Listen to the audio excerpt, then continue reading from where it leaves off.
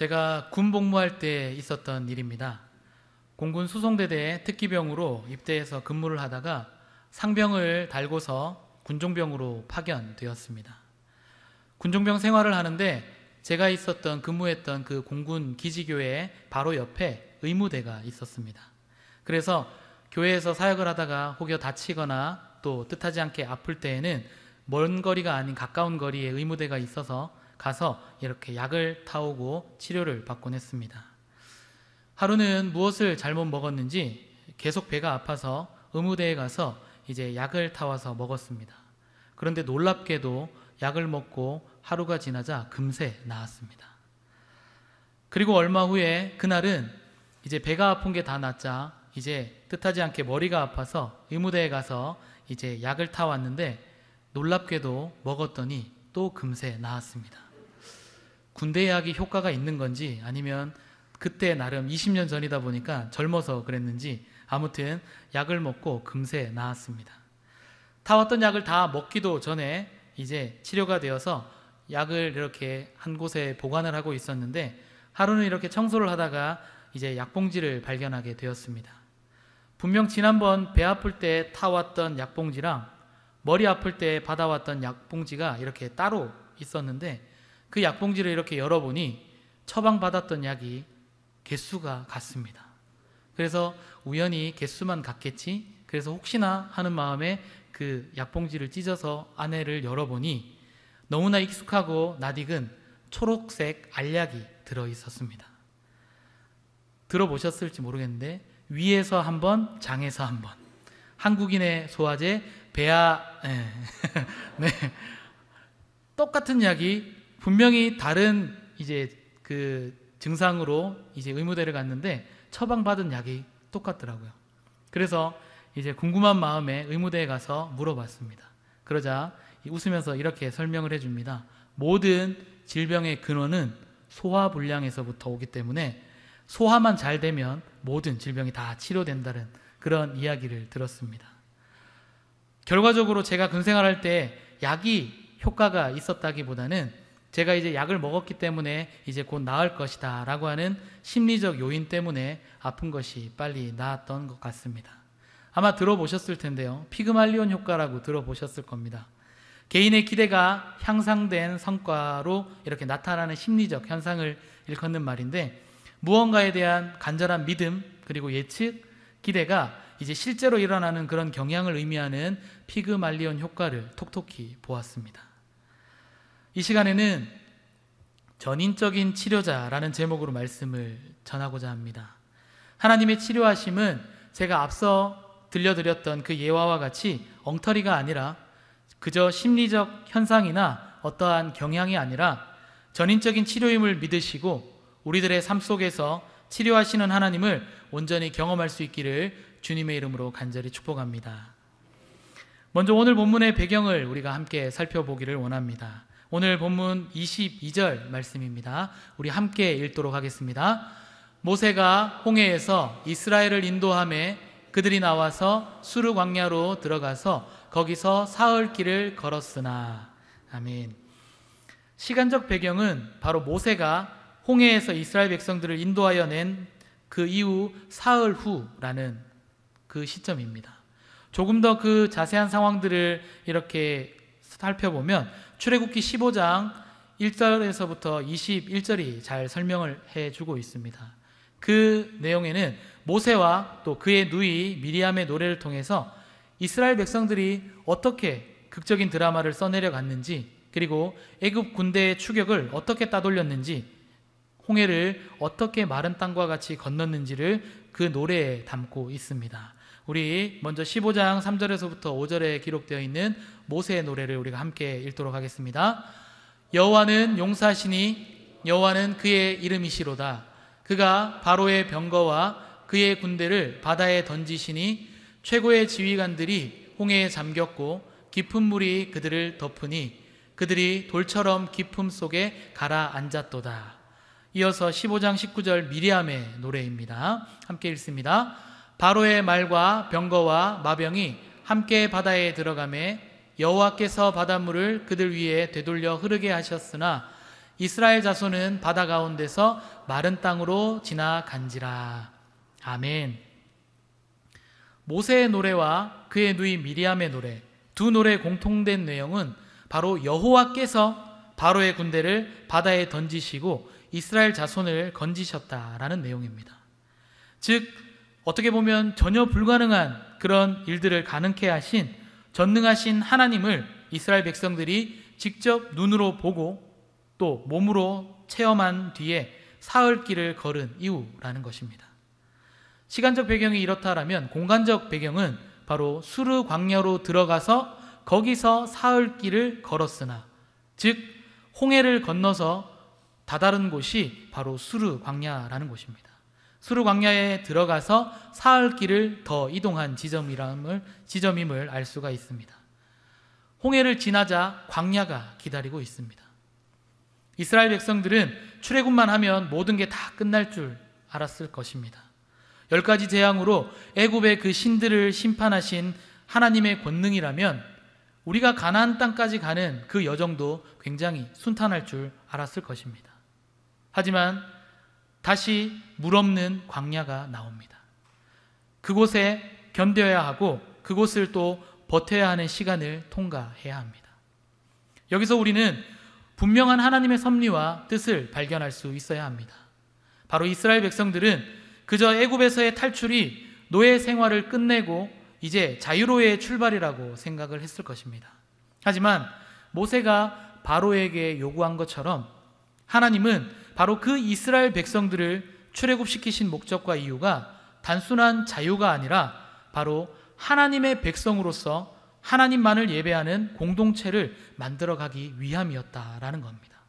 그저 단순한 자유가 아니라 예배자를 만들어가기 위한 하나님의 부르심과 출애굽이라는 것입니다. 출애굽기 5장 1절 말씀입니다. 우리 함께 읽겠습니다.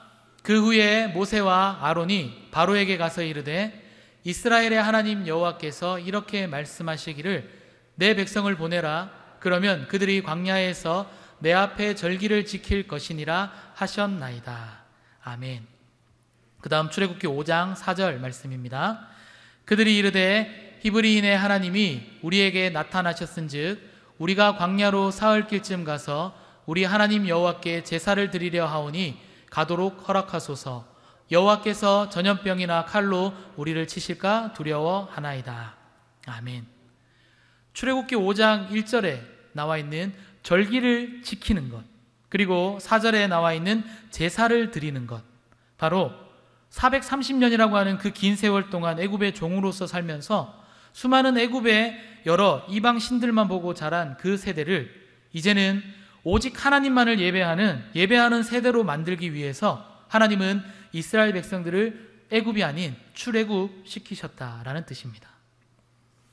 좋은 습관을 잃어버리는 데는 그리 많은 시간이 필요하지 않습니다. 하지만 나쁜 습관을 이제 고치는 데에는 굉장히 많은 시간이 필요합니다.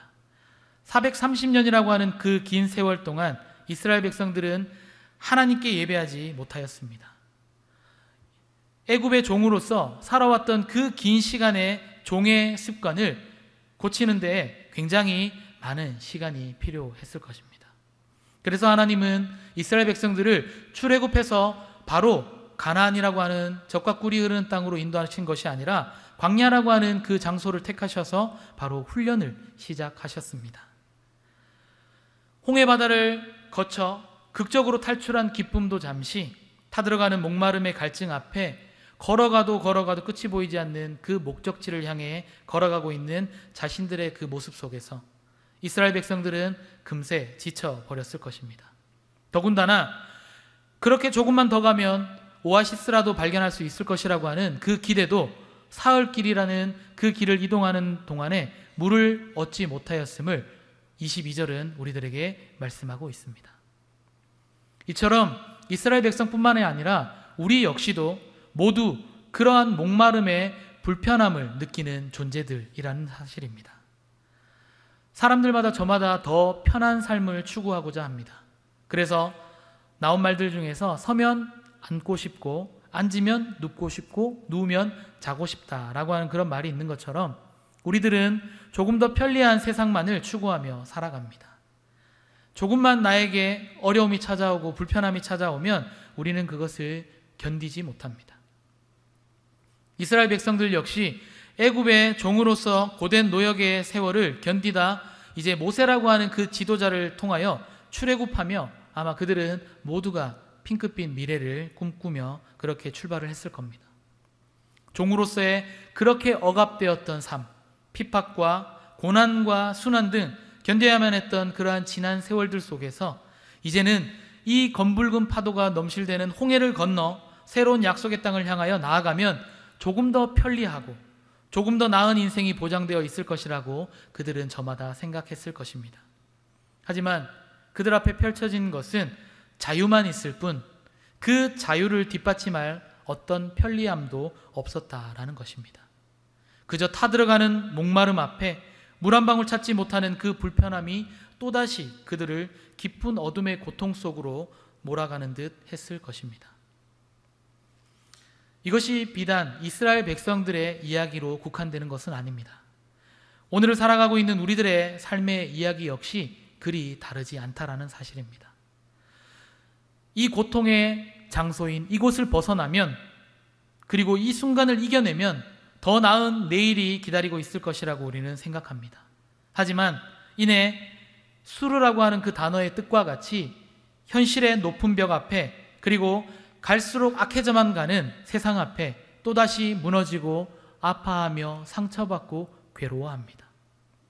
조금만 더 가면 희망과 소망의 물을 찾을 수 있을 것이라고 생각하지만 현실은 물을 얻지 못해 여전히 목말라하고 갈증을 느끼고 있는 우리들의 모습을 발견합니다. 뿐만 아니라 우리들은 또한 모두 그러한 쓴맛에 그러한 고통을 받는 존재들이라는 사실입니다. 23절 말씀입니다. 함께 읽습니다. 마라에 이르렀더니 그곳 물이 써서 마시지 못하겠으므로 그 이름을 마라라 하였더라. 아멘. 사흘 길을 걸었으나 물을 얻지 못한 이스라엘 백성들 조금 더 힘을 내봅니다. 여기서 주저앉으면 결국 다 목말라 갈증 때문에 죽을 수밖에 없기에 조금만 더 가면 물을 얻을 수 있을 것이라는 막연한 희망과 소망을 품고 타는 듯한 더위와 그 목마름을 겨우겨우 이겨내어 그 걸음을 옮겨갑니다. 결국 마라에서 물을 발견합니다. 그러나 더 큰 문제가 발생합니다. 성경의 기록처럼 마라에 이르렀더니 그곳 물이 써서 마시지 못하겠으므로. 마라라고 하는 이 지역은 홍해의 남동쪽 약 75km 정도 떨어져 있는 지점인데 오늘날 지명으로는 아인 하와라라고 하는 지역이라고 합니다. 그런데 그곳의 물은 악취가 나고 맛이 짜서 마실 수 없었으므로 아랍 사람들은 이 물이 그 근방의 모든 지역에서 가장 나쁜 물이다라고 그렇게 말했다라고 합니다. 힘겹게 사흘 길을 지나 견디고 이겨내서 조금 더 나아가서 물을 발견했는데 겨우 찾은 물이 짜다 못해 써서 마시지 못하는 상황에 이르게 됩니다. 얼마나 더 견디기 힘들었을까요? 차라리 없으면 없기 때문에 포기할 텐데 물이 있는데 마시지 못합니다. 상상해보면 드넓은 바다 위에 자기 몸만 겨우 실은 작은 배 위에 떠 있는 것과 같은 상황일 것입니다. 타는 듯한 목마름 앞에 견디기 힘든데 주변은 전부 물입니다. 그러나 너무 짜서 마시지 못하는 물만 넘실거리고 있다라는 사실입니다. 뿐만 아니라 우리들은 모두가 이러한 목마름과 쓴맛으로 원망하는 존재들이라는 사실입니다. 24절 말씀입니다. 함께 읽습니다. 백성이 모세에게 원망하여 이르되 우리가 무엇을 마실까 하매. 해결되지 않는 이 목마름 앞에, 마실 수 없는 쓴맛 앞에 이스라엘 백성들은 결국 홍해에서 건져낸 그 은혜도 다 사라져 버리고 말았다라는 겁니다. 결국 그들을 인도하여 낸 지도자 모세에게 모든 원망들을 쏟아냅니다.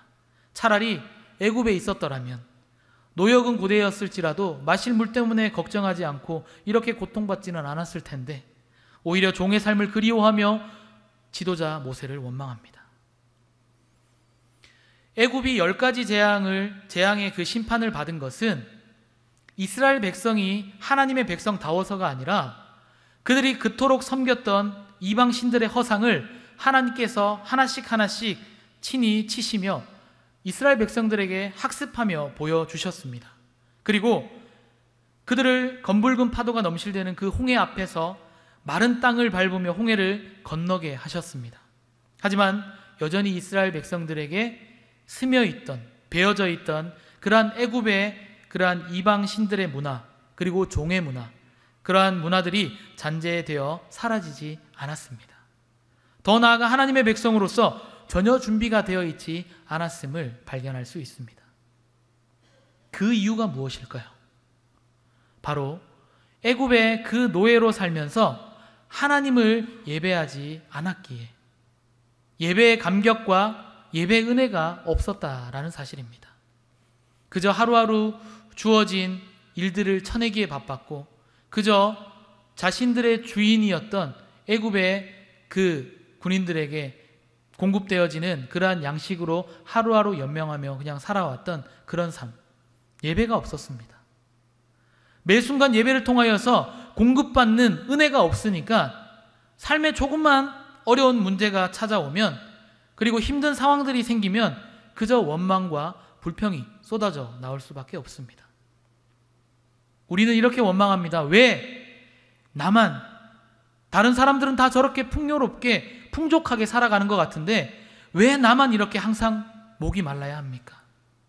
왜 나만 언제나 이런 인생의 쓴맛만 경험하며 살아가야 합니까?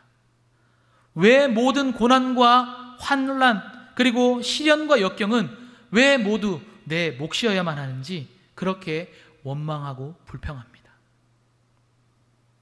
날마다 드리는, 삶으로 드리는 그 예배가 회복되어지지 않는다라면 믿음의 수로로 전달되는 은혜의 강물이 말라버릴 것입니다. 결국 잠시 잠깐 홍해의 그 기적을 맛본다 할지라도 그 감격은 그리 오래가지 못할 것입니다. 또 맞닥뜨릴 쓴물이 그 감격을 원망으로 바꿀 것이고 찬양은 불평으로 바뀌고 말 것입니다. 사랑하는 여러분, 우리 인생은 출애굽이 끝이 아닙니다. 오히려 출애굽이 시작입니다. 지금 수르 광야를 지나고 있다라면 날마다 부어주시는 그 하나님의 은혜의 강물을 바로 믿음의 수로를 통해 날마다 공급받으시기를 주님의 이름으로 간절히 축복합니다. 오직 그것만이 우리의 모든 원망과 불평을 기도와 찬양으로 바꿀 수 있을 줄 믿습니다. 예배를 통하여서 하나님 앞에 뜨겁게 찬양하며 또 말씀을 통하여서 영적인 깨달음을 얻고 그리고 해결되지 않는 그 많은 문제들을 하나님 앞에 기도하며 간구하며 토로할 때에 바로 말씀과 기도와 찬양이 어우러지는 그런 예배를 통하여 우리의 삶은 그렇게 변화되어질 줄로 믿습니다. 매년 연초가 되면 각 목장별로 목자들을 통해서 각 가정의 기도 제목들을 이렇게 받습니다. 올 한 해 응답 받고 싶은 기도 제목들, 또 가정에서 기도하는 올 한 해의 기도 제목들을 이렇게 받아서 기도 수첩을 만들어서 그렇게 각 가정 신방을 할 때 그 기도들이 얼마나 응답받았는지, 그리고 또 하나님께서 이 가정에 어떻게 역사하셨는지 삶의 간증들을 또 듣고 함께 또 기도하는 시간들을 갖습니다.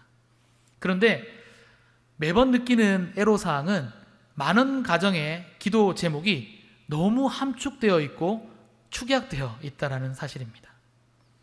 평균 3가지 정도의 그런 기도 제목을 이렇게 받아보면 3가지 기도 제목의 총 글자 수가 10글자를 겨우 넘습니다. 지금 웃으시는 분은 조금 찔리시는 것 같은데, 그래서 제가 올 초에 똑같이 목자들을 통해서 기도 제목을 이렇게 받을 때 제가 금지사항을 적어놨습니다. 어떤 금지사항이었냐면 사자성어 금지. 제가 친절하게 사자성어의 예시도 들어드렸습니다. 가족 건강, 그 다음에 영육 강건,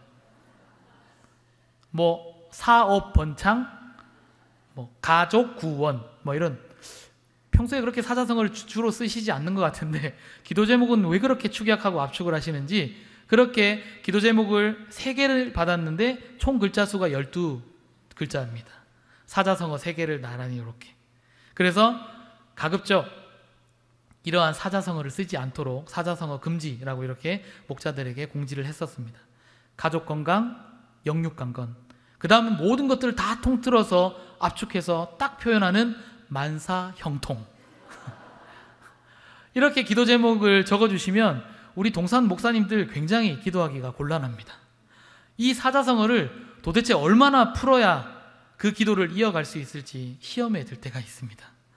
부디 구체적인 기도 제목을 이렇게 좀 적어주셔서 이렇게 목사님들에게 알려주시면 가정을 위해서 기도할 때 사자성어가 아니라 더 구체적인 기도로 그렇게 동역을 할 수 있을 것 같습니다.